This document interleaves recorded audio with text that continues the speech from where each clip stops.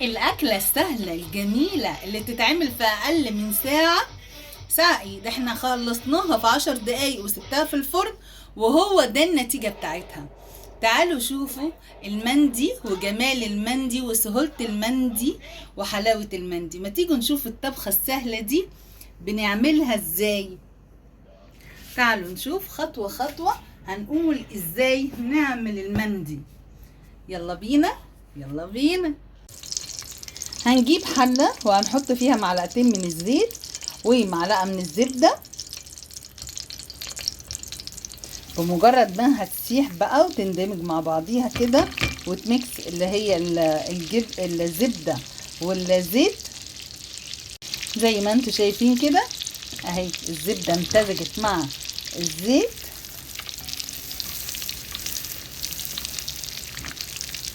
هنزل عليها ببصلاية متقطعة، عايزة تقطعيها جوليان، عايزة تقطعيها مكعبات صغيرة براحتك خالص. تسيبيها بقى كده ايه تتشوح كده تشوحتين حاجة كده بسيطة. هنزل عليها بقرن فلفل سبايسي وقرن فلفل بارد او رومي،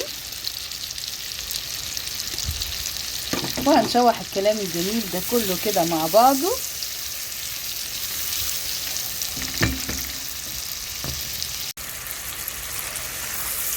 شوحت الكلام الجميل ده مع بعضه كده.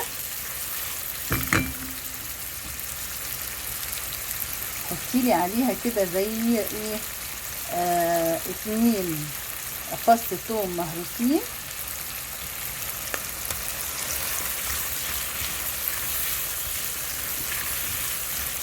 نشوح الكلام الجميل ده كله كده مع بعضه. هننزل عليها بالايه بالبهارات بتاعتنا بقى. ادي عود من الايه القرفه والثلاث اربع ورق لوري والدراي ليمون اللي هي التوابل بتاعتنا الصحيحه، واديها تقليبه كده.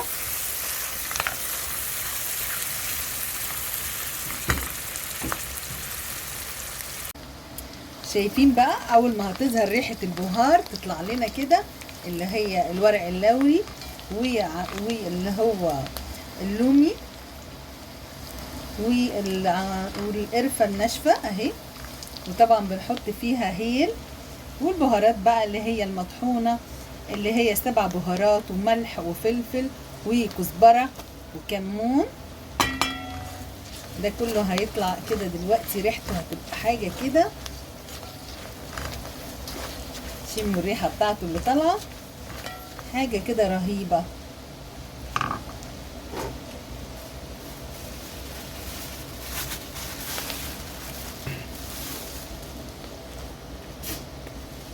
هنكون محضرين احنا بقى كوبايتين من الرز. اول بس هننزل كل البهارات الجميله دي اللي اندمجت مع الزبده والزيت. هنكون محضرين 3 كوبايات من الرز مغسولين ومتصفيين كويس جدا اهو.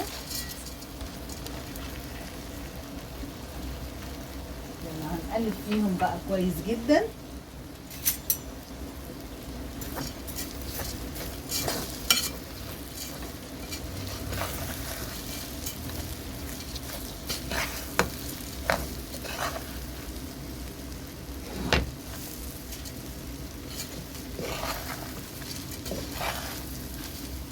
هنميكس الكلام الجميل ده ببعضه كده.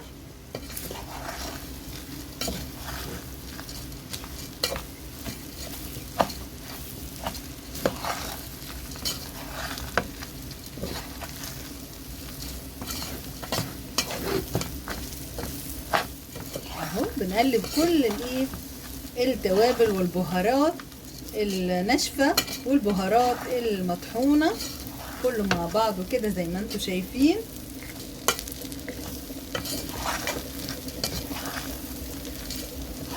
اهو. وهنغلي الميه بتاعتنا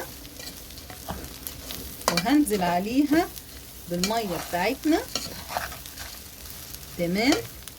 كله كله ميكسنج مع بعض اهو، التوابل وكله. هنزل بشويه ملح تاني عشان الملح كان قليل.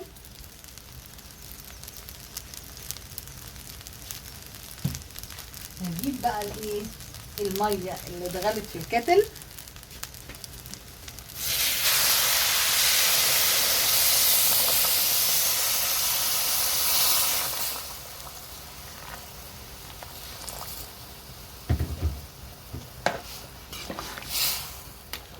طبعا ده رز بسمتي، ده محتاج ميه كويسه عشان خاطر ايه،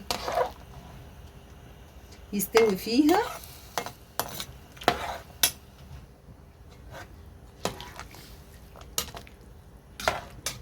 اديلها شويه ميه كمان. طبعا عارفين ان الرز البسمتي بيحتاج لميه اكتر من الرز العادي، يعني لو دول 3 كوبايات ميه، 3 كوبايات رز غسلناهم كويس جدا، هنحط عليهم ايه 5 كوبايات من الميه عشان الرز ايه يستوي كويس. يلا بقى هنجيب ورقة فويل.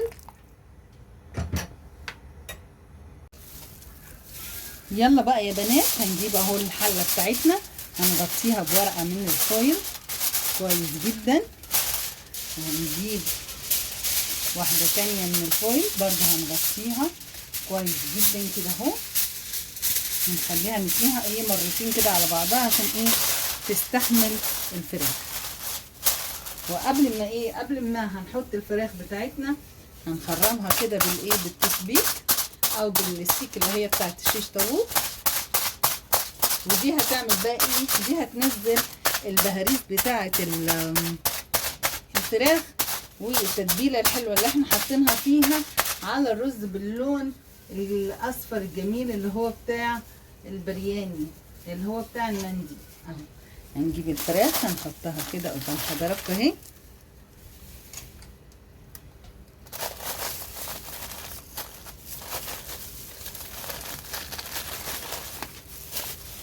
وهنفرم الفراخ برضو كده شويه بالايه بالتسبيك او بالستيك اللي هي العصايه، نحطها كده ننزل عليها التتبيله بتاعتها، بقيه التتبيله بتاعتها، وهنغطيها كويس برضو وباحكام، وهندخلها الفرن لمده ايه 50 او 60 دقيقه حسب ما هتستوي.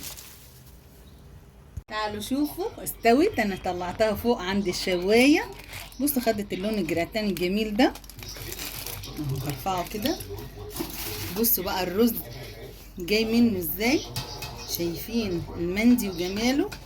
يلا نغرفه بقى واوريه لحضراتكم. وزي ما احنا شايفين المندي وجمال المندي وريحه المندي، وبصوا طريقه الرز اللي معمول تحت منها واخده كده الوان، في ابيض وفي بيج وفي اصفر حسب ما الاخرام اللي كانت بتنزل عليه من الفويل. وطبعا تحتها جنبها هنعمل لها ايه سلطه الدقوس، جنبها، ومع الف هنا وشفا.